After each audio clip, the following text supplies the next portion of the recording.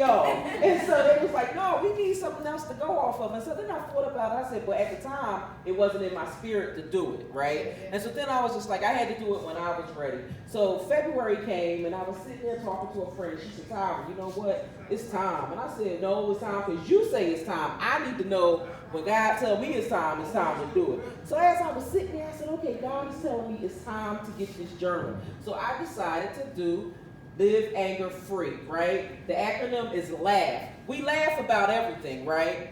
But the one thing we don't do is when we get angry, we don't laugh about that, right? Because we're so turned up, we're ready to tear things up, right? But one thing I tell a lot of my clients is our anger, right, can put us in places that we really don't want to be, right? From jail, 3 to 5. I tell everybody, when you think about anger, think about 3 to 5, because that's the first sentence that you get with your anger, right? So I have 2 preschool programs, one of which has been open for 12 years out here in Collingdale, Clifton and North. And basically, my son was diagnosed at 14 months with life-threatening peanut and tree nut allergy. So I opened up a center in the community for parents who not only wanted their children educated, but also wanted them in a safe environment. So it was a no-brainer for my son to help me not only keep literacy going. He helped me author this, I outfitted, he illustrated. We are in the Primus Library as well as the Sharon Hill Library. This was in 2017.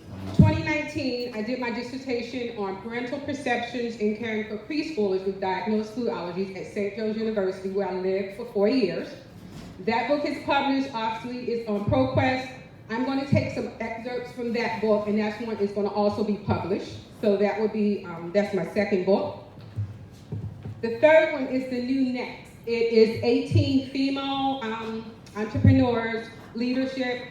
During the pandemic, believe it or not, I actually bought another center that was fully operational with children. So now, in addition to the 20 that we serve in Collingdale, we serve 44 other families in Norwood. And then God gave me these works. So I'm going to share a few of them with you. The first is called Believe.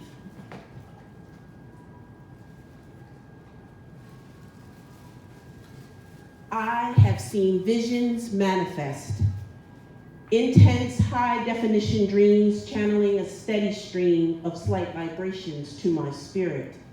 Amplified internal echoes progress in surround sound. Once wistful, nearly left by the wayside wishes, transformed by indestructible intention. I felt the hand of God pick me up, propel me forward, snatched from the jaws of doubt before defeat could devour. My steps ordered, redirected to fall in a new line of succession, reconstructing a once broken trajectory, smoothing the surface, straightening a crooked path. I've sensed my Savior's presence wrapped in an ever-loving embrace that shields my heart in the midst of madness, comforting me during every dark deja vu moment. I witnessed a fleeting glimpse of promise materialize in the formation of my purpose, watched fears blow like smoke, sending rings of false truth into the atmosphere.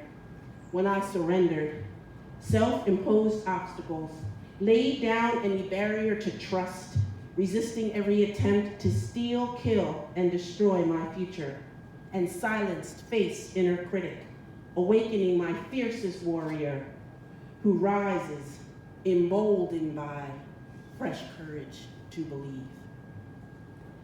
So here I realized the great impact that trauma has on the developing brain and families, and how coming from a dysfunctional family can harm your well-being, and as I said, the developing brain.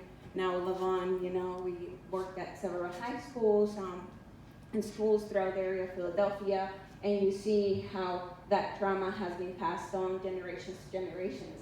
So I recently heard we pass down our trauma to our future generations, but we can also pass down resiliency. And that's why I decided, and as you guys can tell, I'm a bit, nervous, because I'm like, it is quite intimidating to have such great experience in the room.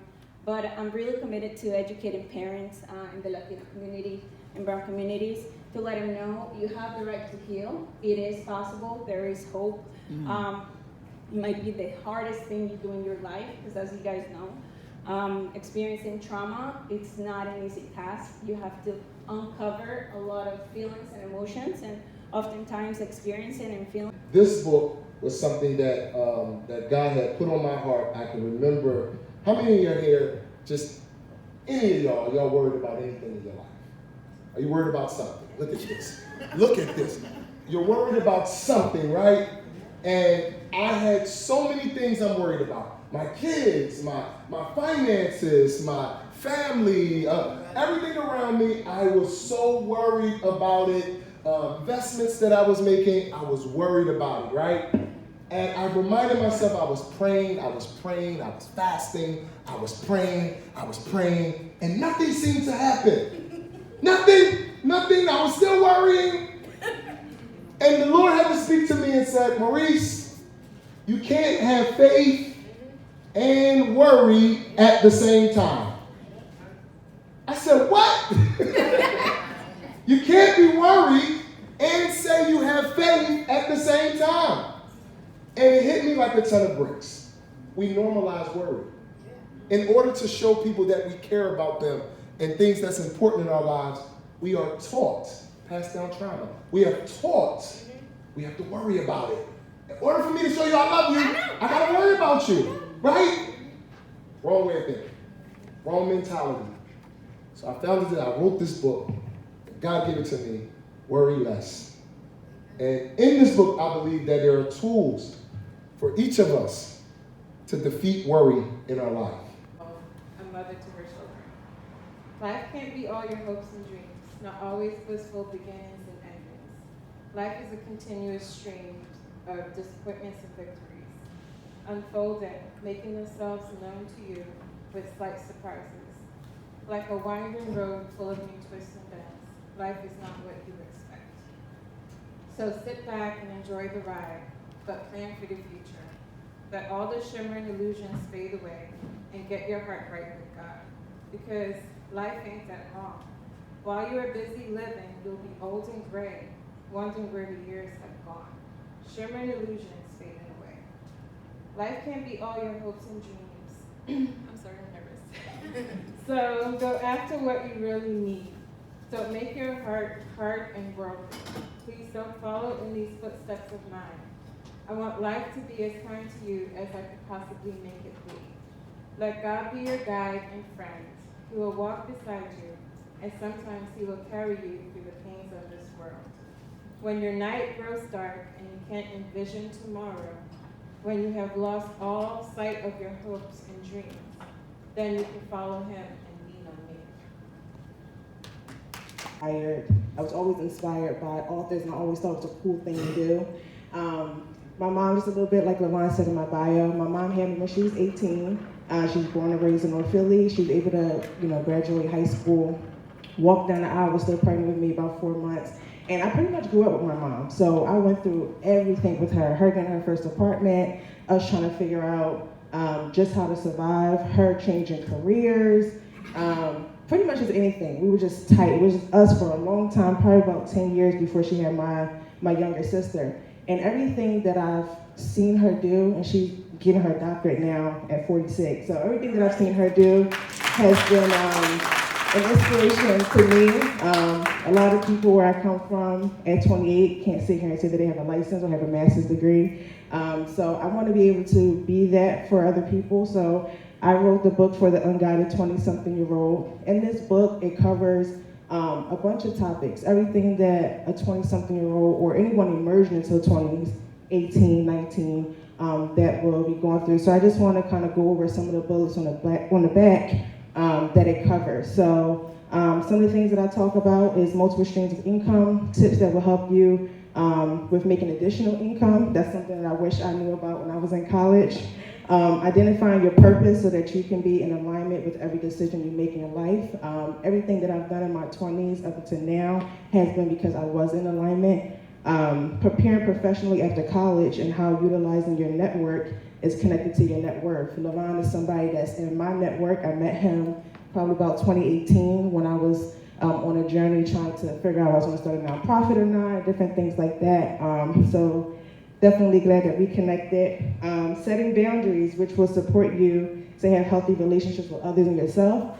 If everybody in this room know in your 20s you made some mistakes in relationships. Stories to my boys. Two things I noticed that I didn't see in books. I didn't see us, and I didn't see fathers.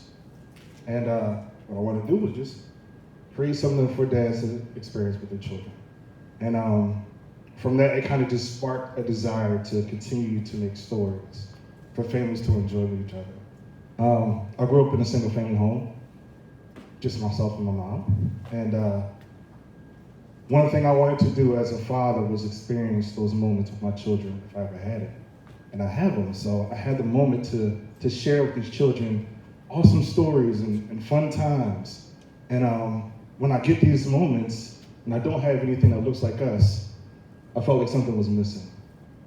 So I just started the book, this idea, I'll be right there. So the idea came from a conversation with my son.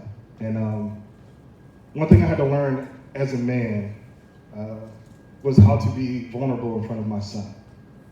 Thank you for the opportunity to be here. Like you said, my name is Antoinette Danzy. I had to say that for the camera for my husband because he hates to hyphenate it, right? So, Antoinette Danzy. I'm actually a Christian author, 2 books, The Blessings Don't Come Without Lessons, and also The Blessings Still Don't Come Without Lessons. And as Levon stated, it took me to lose my job as a police officer after I almost died on the job I got fired for. And then almost got divorced from my husband, and then you throw on icing on the cake, and I lost custody of my oldest daughter, who was my best friend.